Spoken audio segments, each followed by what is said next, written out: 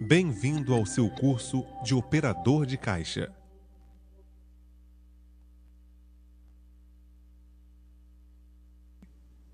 Comunicação saudável no ambiente de trabalho.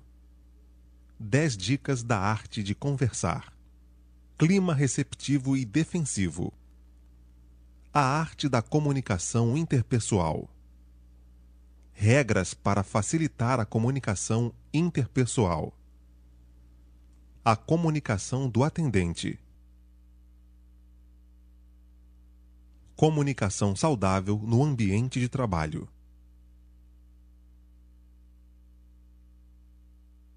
Para finalizarmos este curso, escolhemos este tema para que você possa entender de fato como a comunicação no ambiente de trabalho pode ser o maior vilão ou seu maior aliado em seu dia a dia.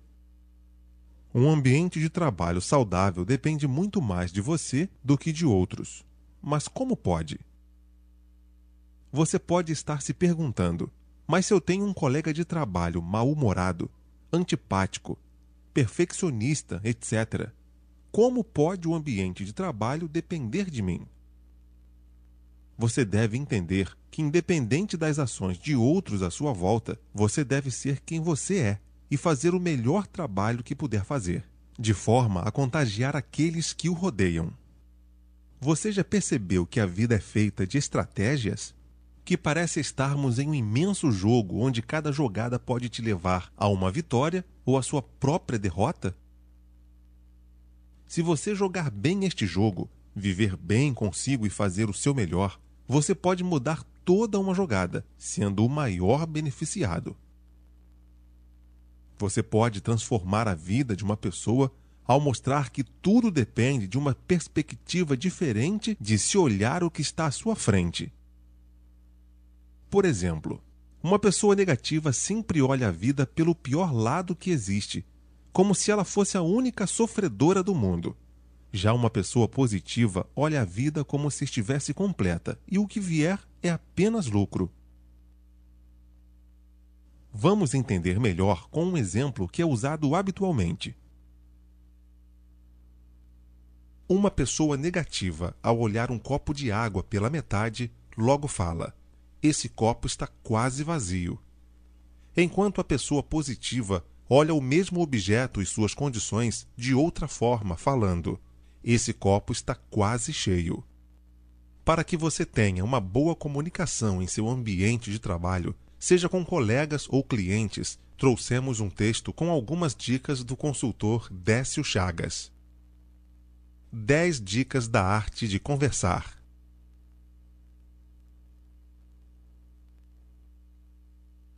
Primeiro, ouça com atenção. Muitas vezes nos concentramos tanto no que tencionamos dizer que não ouvimos realmente o que a outra pessoa está dizendo. Segundo, fale sobre coisas que interessam a outra pessoa. Diz um psicólogo: o encanto da conversa consiste menos em demonstrar o próprio espírito do que em abrir caminho para que o outro sujeito demonstre o seu. Quando se estimula o outro a falar sobre seus assuntos prediletos, nunca há razão para preocupar-se com silêncios constrangedores, e geralmente se fica tão absorvido que não há tempo para acanhamento, que é o maior obstáculo para uma conversa espontânea. Terceiro, evite minúcias desinteressantes. O segredo de ser cansativo consiste em contar tudo, advertiu Voltaire. Todos nós conhecemos a pessoa que faz discrições e nunca omite o fato desnecessário.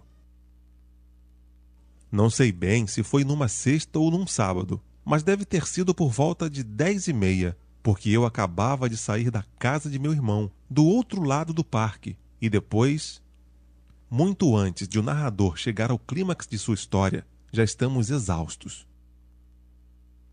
Quarto, evite expressões sediças. Não deixe que o apontem como uma pessoa de poucas palavras que as usa continuamente. Algumas mulheres arrulham a palavra maravilhoso, só mesmo você. Está entendendo? Fuja dessas frases estereotipadas e não faça citações de si mesmo. São poucas as pessoas espirituosas como Bernard Shaw que podia gracejar. Cito-me frequentemente. Isso dá sabor à minha conversa. Quinto, fale com precisão. Pare um instante para disciplinar suas palavras antes de falar. Não mergulhe a cabeça numa frase esperando que acabe dando certo. Muitos de nós somos culpados de tornar difícil a compreensão de nossas conversas com cacoetes e hesitações. Olhe de frente a pessoa com quem estiver conversando, em vez de olhar para ela, e não ponha a mão em frente da boca para falar indistintamente. Não se deve ser necessário que lhe peçam para repetir o que disse. Sexto, faça as perguntas adequadas. Os bons entrevistadores, repórteres, advogados, psiquiatras, etc., sabem que uma pergunta bem concebida e bem formulada ajuda a outra pessoa a se expandir. Indica um interesse sincero por ela e pelas suas opiniões. Uma pergunta convencional no gênero de "como vão as coisas?" ou "que há de novo?" não tem sentido. Por outro lado, perguntas do tipo "como foi que o senhor começou o seu negócio?" ou "se tivesse de começar a vida de novo, escolheria esta cidade para morar?" indicam um interesse sincero. E frases discretas como "não acha?" ou "qual é a sua opinião?" muitas vezes mantêm a própria pessoa falando e evitam que nós falemos demais. Sétimo, aprenda a discordar sem ser desagradável. Muitas vezes, o que mais importa não é o que diz, mas a maneira de dizê-lo. Benjamin Franklin costumava observar diplomaticamente: "Neste ponto eu concordo, mas há outro em que peço licença para fazer uma restrição." Uma discussão amistosa muitas vezes enriquece uma conversa, mas não comece a discutir com uma declaração indiscriminada como esta: "Detesto advogados, são todos uns chicanistas."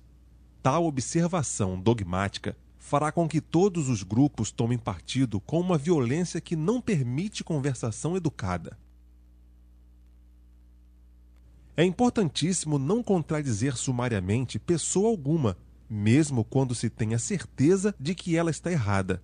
Use de sutileza. Oitavo, evite interromper os outros. Se você, por vezes, se vê obrigado a cortar uma conversa, sua interrupção parecerá menos descortês com uma frase amável como esta: "João, você me permite acrescentar uma coisa ao que acaba de dizer?" Diga-se de passagem que a pessoa interrompida ouvirá com mais atenção se você usar o nome dela. Se você próprio for interrompido, nunca insista em voltar depois ao mesmo assunto. Procure interessar-se pela nova conversa. Se as pessoas quiserem que você volte ao que estava discutindo, elas mesmas o dirão. Nono, procure ser tolerante e diplomático.